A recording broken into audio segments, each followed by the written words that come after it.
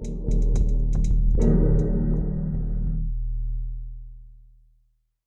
everybody, welcome back to Art by Galen. I'm Galen Eilenfeld, and today I've got a little time lapse for you of an ink drawing I did from one of my favorite series, and that is Ghost in the Shell.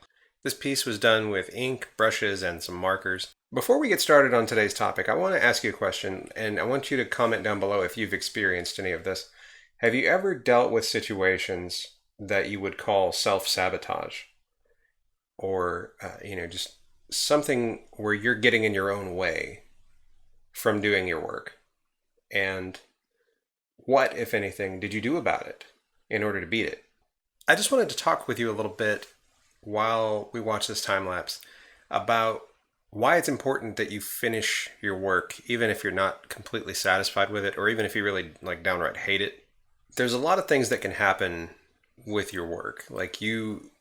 Especially when you're first starting out, you may have pieces that you just, they don't turn out the way you want them to, or you can't get the position of that one arm the right way or something like that.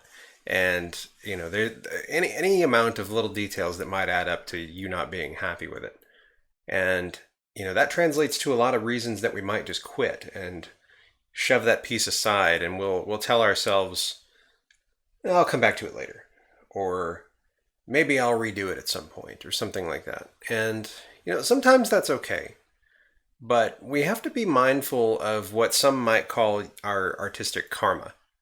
And what I mean by that is, let's say we fall into this trap of neglecting to finish our work, and we end up over time with a pile of unfinished work, and I'm very guilty of this. I have a stack of sketchbooks full of probably 90% incomplete work.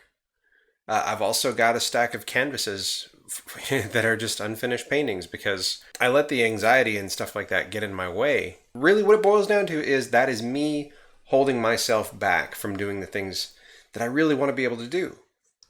There's a phrase that you hear sometimes, and that phrase is self-sabotage. I'm just, I get close to the goals that I want to achieve, and then I go through these periods of self-sabotage.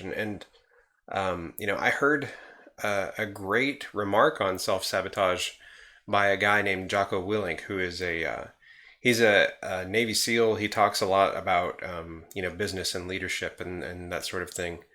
And his response to that was amazing to me, and it really kind of woke me up a little bit. And it was saying there's really no such thing as self-sabotage. All there is a lack of discipline. Because if you had the discipline, the sabotage action wouldn't happen. And that's the truth. If we had the discipline to complete the work that we're doing, even if we're unhappy with it, we can still learn from it, regardless of, our happiness with the piece. We can look at it and say, okay, A, B, and C is what I did wrong. This is what I need to improve on. Or, these few things turned out pretty good. Take some notes on why they turned out good, and use it as a learning experience. But the only time that those, sabotaging actions happen are when we allow ourselves to succumb to fear, anxiety, self-doubt. Basically what boils down to a lack of self-confidence.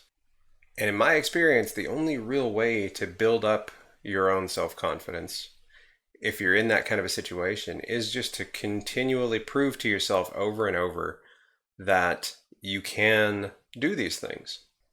If you're writing a story, write it. If you're drawing a picture, draw the picture. And when you're done, go back and look over it. And parts of it may suck. Parts of it may be terrible. But you know what? You can fix bad writing. That's called editing. You can fix bad drawings. That's called thumbnailing, making improvement sketches until you get closer and closer to a final. But you can't edit or improve the work that you don't do. You can't know your shortcomings until you find them. And if you don't know your shortcomings, how do you know what you need to improve on? How do you know what you need to put more work into so you get better? As always, I want to thank you for taking the time to listen to me rant and talk, and for checking out this video. I want to give a quick shout out to all of my patrons over on Patreon. And I don't do it often, but I want to thank you guys by name. And I'm just going to go down the list. And that's Aaron Rutten, Chad Hoverter, Crystal Bill, El Gogo, Gail Poquette, Jeremy McElroy, John Idler, John Stumey, Jordan, Kenneth Geary, Kyo Notoro, Nicholas Fultz, Stephen Candy, Stephen Cowart, Tro, Vicky H., and William Carr. Thank you guys so much for being a part of my Patreon, and thank you for supporting what I do. If you would like to become a patron, that's patreon.com/artbygalen. It's by no means a requirement to have access to the content that I make, but it is always appreciated. And plus you get some goodies for being a member over there. But anyway, thank you so much. And until next time, keep creating, fight for the things that you want, go after it, and take care.